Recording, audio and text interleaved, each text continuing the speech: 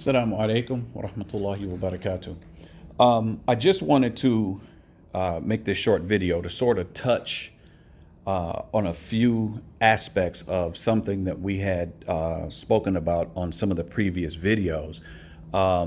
We talked about white privilege, and the brothers were asking, what is white privilege, or how do they benefit specifically from white privilege? And so I sort of wanted to delve into this topic from a more academic perspective. Hopefully, this brings maybe a little bit of clarity, and this is something that we can use, or that the callers can use to sort of, help the ummah to heal. Okay, so when we talk about white privilege is not a zero sum, everybody gets the same thing just because they have the same skin color. That's not how white privilege works. White privilege is a part of the system that exists. It's a part of the system that exists that helps to maintain the status quo, which is one group on top, one group on the bottom, or subservient to another. Make sure that one group does not overtake another economically, educationally, or have the ability to allocate resources more so than the dominant group. In sociological terms, when we talk about, actually, let me go back. How a person receives white privilege is there are variables that have to be considered.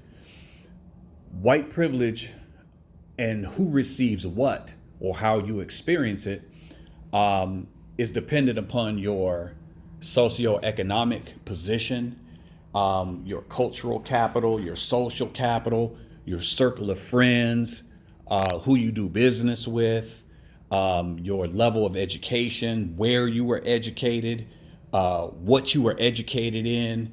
Do you have a title? All of these things are, and these are just a few. I'm not naming everything, but these are just a few of the things that help to determine how white people will experience white privilege. In sociological terms, you have, or each person has, an ascribed, an achieved, and a master status. Your ascribed status is a status that you didn't work for. You didn't do anything to have it. So we're talking about your race. We're talking about your sex. We're talking about your age, race, sex, age, anything that is you that you didn't actually have to work for. An ascribed status is a social position that a person is born into. You don't control it, you can't change it, or choose your ascribed status. Male, female, age, race, ethnicity, family relationships, these are all ascribed. Achieved status is a social position that a person obtains through personal effort or assumes voluntarily. Your achieved statuses might include college graduate, mother, an employee. Unlike ascribed statuses, other achieved statuses can be controlled and changed. So you can change your ascribed or your achieved status. A person can go from being a janitor to a doctor. A woman can go from being single to being married to being a mother. So achieved statuses are things that you actually had to work for, put in some effort to obtain. Master statuses. Now, master status, it can override other statuses and forms an important part of a person's social identity. Your master statuses, sometimes master statuses and ascribed statuses, and in some cases, even achieved statuses can cross paths. So a person's master status can be their race, it can be their occupation, it can be their age, it can be, let me see, what else? Those are really the main ones. So like judge such and such, a person introduces themselves as Doctor such and such, officer such and such, professor such and such. That's their master status. And my master status and ascribed statuses many times can cross paths, as well as achieved statuses. Okay, so with that said, we have to understand that white privilege is not necessarily something that you have to work for, but it is built into the system. And because it is built into the system, you, as a white person, benefit from it, whether whether it's conscious or not conscious. Because of the way that the system is built, many of the benefits that you get from just being white are not even, because they're not anything that you necessarily had to work for. You don't necessarily even recognize that maybe you're getting it. When we talk about white privilege, one way that white privilege you may experience white privilege. When you walk into a store, you may not have ever been followed around the store and assumed that you were going to steal something. Whereas with many people of color, that's an experience that they have. When you open up the newspaper, you see people in power, you see people of authority, you see people who have social position represented in your race. Oftentimes, when you turn on the television, you see people who look like you in power, in positions of power, in positions of authority, being displayed as educated, being displayed as professional, and these types of things. These are things that you don't necessarily, again, have to work for, but you do see it, and it becomes a part of your. It becomes a part of who you are. When your history is explained to you, your history is explained to you as you were the conqueror, you were the dominant one, you were the civilizer, you were the one who came in and made everyone else better. That is a part of white privilege, to constantly hear the narratives of your people being better, civilizing, helping out other groups that were not as fortunate or not as civilized as you. So basically, people from other cultures are blessed because you saved them, because you showed up on the scene and taught them, what civilized life was like. When you do something that may be perceived as negative, it's not attributed to your race.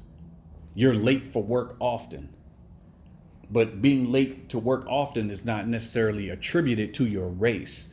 When you are loud or boisterous or passionate about something, you're not viewed as being, a thug, or being viewed as being inappropriate, or viewed as being not cultured or classy.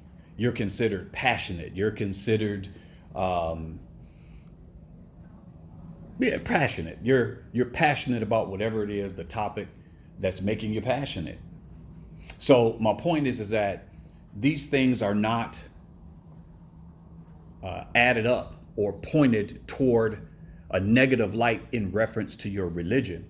When you go into a store, the products that your people use most of the time are the products that are in the forefront of the store or on the aisle. Everyone else, they may be relegated to the ethnic section, the ethnic part of the store, but they're not in the main part of the store. They're not up front. Everything is not mixed together. I hope that makes sense. Food. When you go to the grocery store, the foods that are the staples of the food that most people who are white eat, those are the normalized foods. Everything else will be in the ethnic section, be it Asian, Indian, or African American. White and everything connected to white is the norm. Everything else is other than that. Therefore, or thereby putting many times a value onto it. White is the barometer for correctness. It is the barometer, it is the yardstick that everyone else should want to achieve. I hope that this makes sense. I don't have a whole lot of time. I have to go over to the next classroom. There's a lot that goes into this, and I feel like I'm leaving quite a bit out. So I guess if you have any questions or comments, feel free to post them. Let me know what you think. My mind is all over the place right now, so I apologize for the ums and the ahs and the pacing around the room.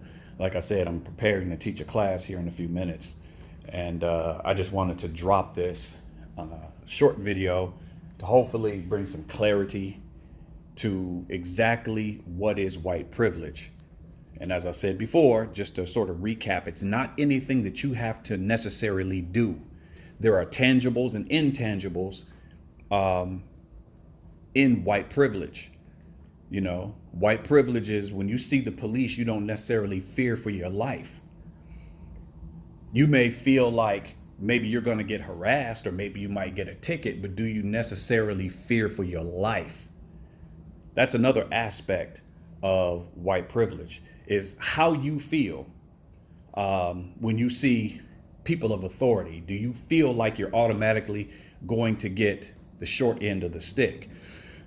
Something that I left out, white privilege is not also, or it is also not necessarily how you feel, but how others who look like you perceive you, and therefore how they deal with you.